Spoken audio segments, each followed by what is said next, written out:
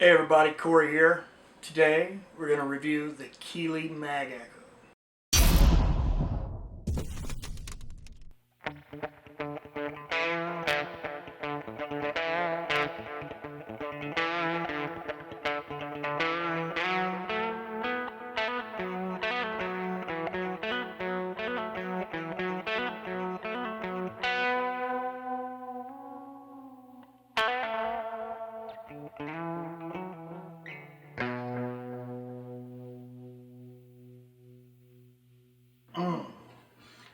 Hey everybody, today we're checking out the Keeley Mag Echo, and I've got to say this is one of my favorite delay pedals. I picked this up a few months ago. I've been toying with it for a while now and it's been a ton of fun. It's more of a tape echo style delay, but with a lot of really interesting features to go along the way. Today we're going to start out, we're going to show you the pedal, and then we're going to run through some different settings with it. Kind of get a sound for it. I'm going to be playing it through my Koch multitone, which is a 100 watt tube amp I have. The multitone is a 100 watt tube amp I've had for a while that I really like. It does clean really well, so you'll really be able to get grips with how this pedal feels. One of the things that's really interesting about it is that while it has its delay, it also has a built-in, it's kind of like a chorus, but it's not quite chorusy.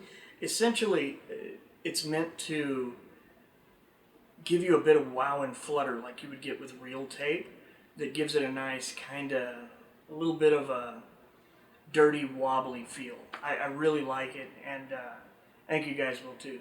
So first, let's check out the pedal. Alright guys, so here it is. This is the Keeley Mag Echo.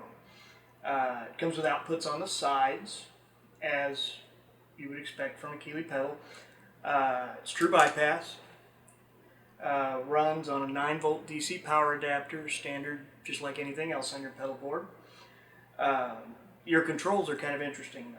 Essentially your three main controls are here, the black knobs. The first one controls the time between when you hit the note and when the repeats start kicking. Regen lets you know how far they will go. It's a really interesting control. Essentially, if you crank it all the way, it's infinity. It just creeps and rises, and it's pretty wild. There's actually some neat stuff you can do with it. Usually I get into this wild, wobbly stuff, and I'm like, what in the hell is anybody ever going to do with that? But that's not the case here. I mean, it can get to that point, but you don't have to back off a lot before it becomes something interesting and maybe a little inspiring. Then you've got your level. This is just how loud the repeats will be, as you would expect, just like with any other delay pedal. But here's where it gets interesting, the modulation zone on the pedal. Essentially, your depth determines how much of this you will hear, and I think they call it chorus on the site, but it doesn't feel chorusy, but it does give you some of that chorusy depth. So this just determines, you know, how deep it is, how strong it's going to be. And this determines the speed of that wow and flutter they're talking about, just like you used to get on the old tape systems. Overall, there's a lot you can do with this in a lot of different ways, a lot of different sounds you can pull out of it. So let's get started doing that. All right, now we've got her set up. What I did to get us started here is I set all of the controls at 12 o'clock, just straight up. And I thought that would give us just a feel for kind of how the pedal sounds on its own.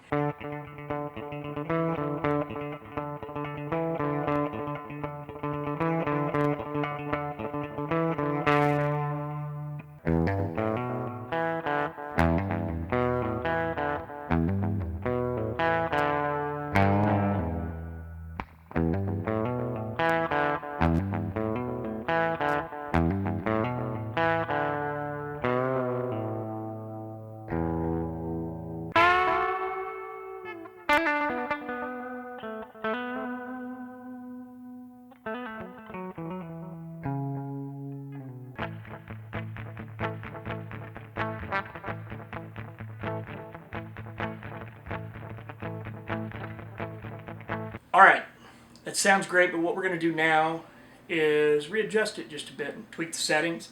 I turned the time and regen controls down to like 9 o'clock left the level sitting at 5, and then I completely turned off all of the modulation settings. So it'll give us, you know, more of a traditional slapback feel. And let's see kind of how that sounds.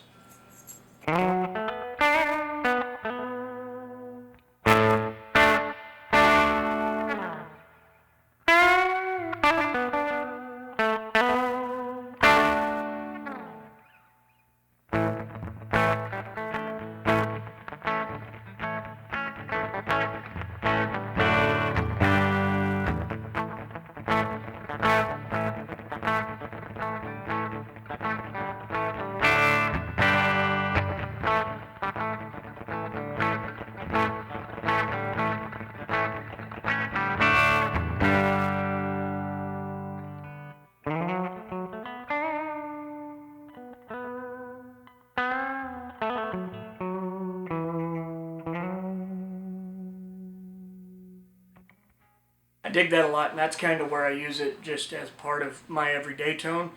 I like that feel. I like what it does to the tone, especially with bluesy licks. It sounds really good.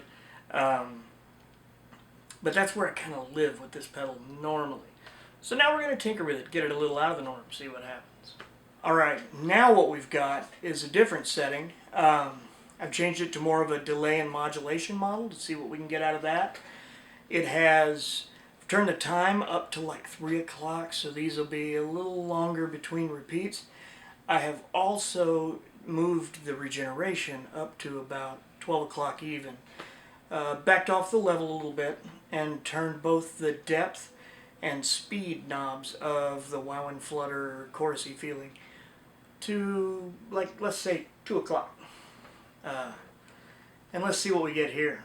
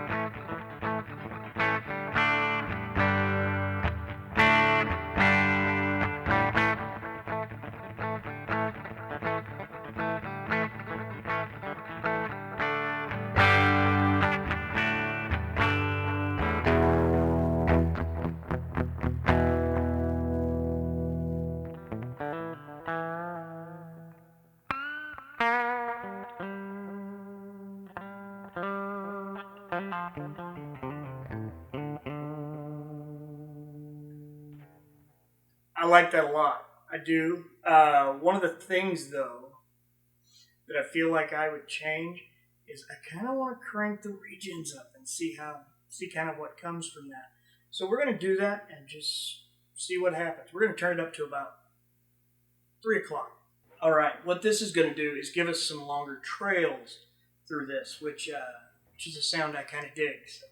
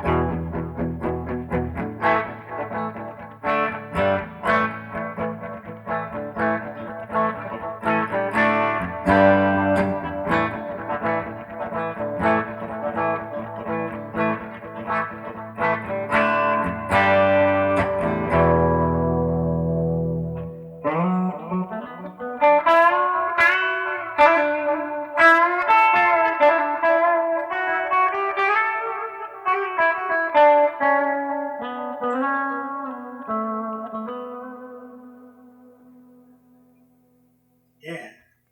Yeah, I like that. It's got a good, you do kind of feel that flutter in it that they're talking about in the modulation.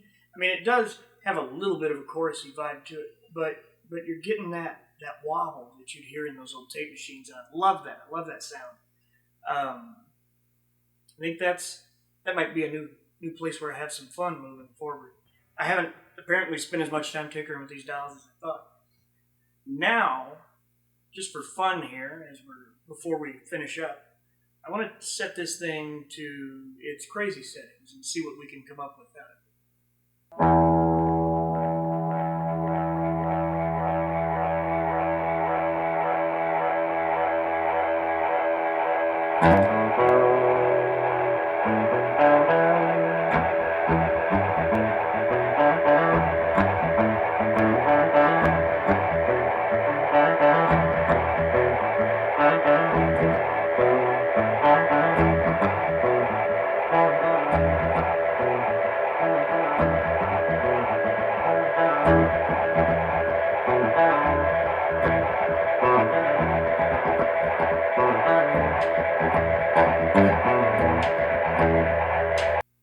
I loved that. It's crazy. It's wild. That was with the regens cranked all the way up to where you get infinite repeats, which is a pretty bizarre sound.